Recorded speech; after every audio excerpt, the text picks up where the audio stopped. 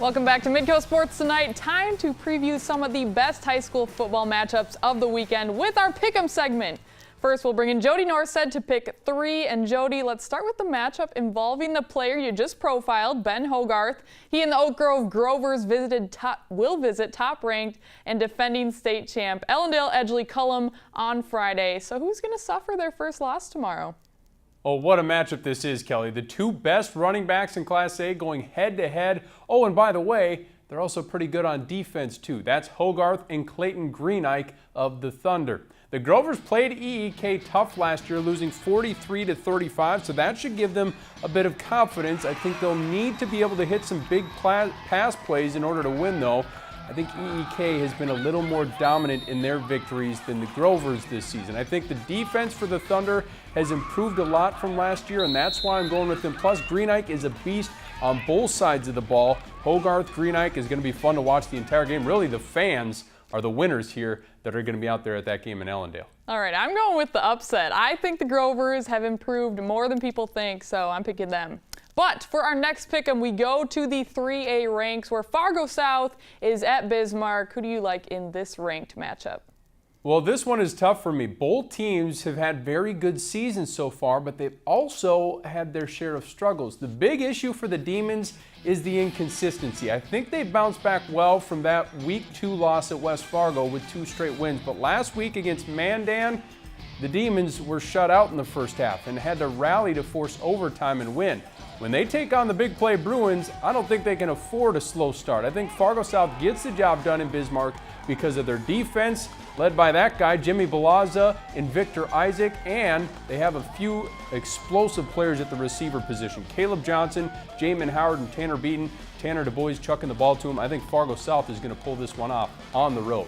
I'm taking the Demons. Just when you think you can count out Bismarck, they always rise to the occasion. Jalen Sprecher has a big game, and Bismarck wins, so I'm taking them. But next pick, we close it out with another matchup out west in Bismarck. Bismarck Legacy at Minot. Will the Sabres bounce back after that loss to West Fargo, Jody?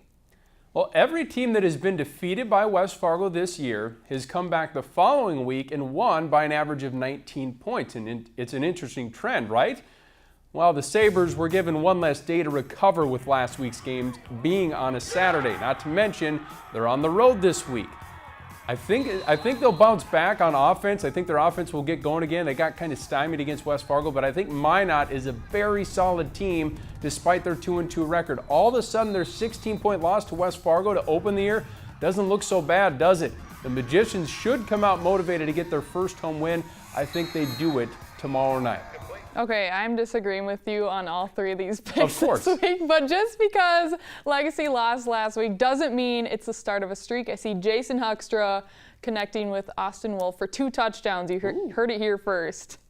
All right, thanks, Jody. Let's see what's in store for our South Dakota Pick'ems. Time to bring in Jason Andera. Jandy, last week I went 3-0. Can you believe it? No, really, I can't believe it. How did you know, first of all, that Del Rapids was going to pull off a win, and then Sioux Valley also pulls off a win, both big upsets?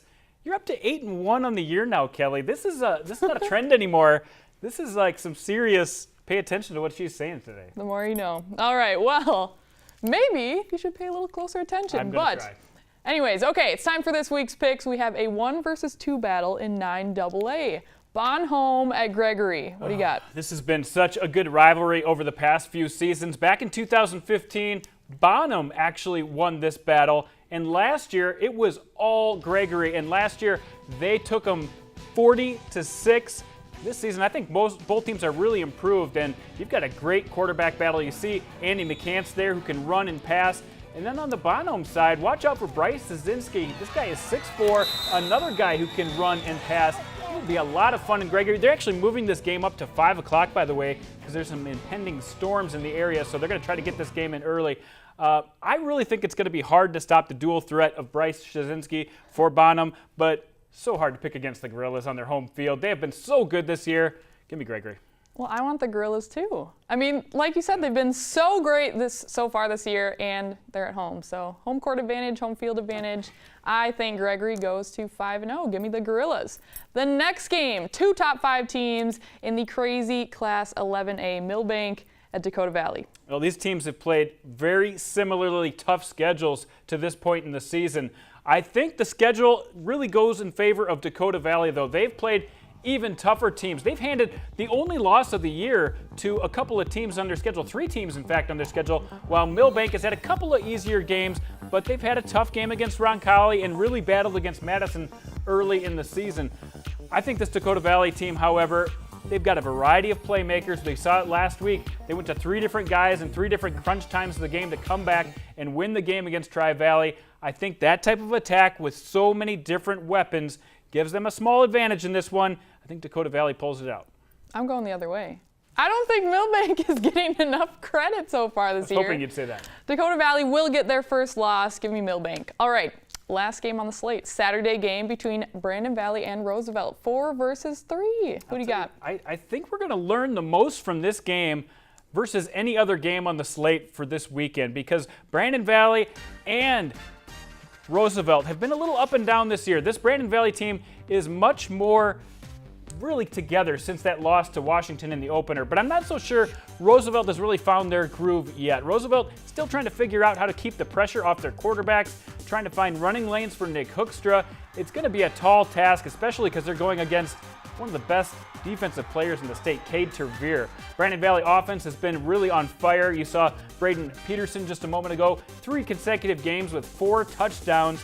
But this Roosevelt offense maybe is not getting enough credit this year. They've got a lot of big play players. They have 2 big play quarterbacks. Nathan Barnes finally caught fire last week, and I think the Roosevelt Rough Riders established themselves as a better team than the number 4 Brandon Valley Lynx. I gotta stay with my West Side Roosevelt people. That's where I live. I feel like they haven't played their best game yet, so going with the Rough Riders. All right, thank you so much. You bet, Jandy. anytime, Kelly. All right, next on Midco Sports Tonight, a North Dakota battle in head-to-head. Can Marty Mueller pick up his first win of the season against Alex Heiner? We'll find out. Stay tuned.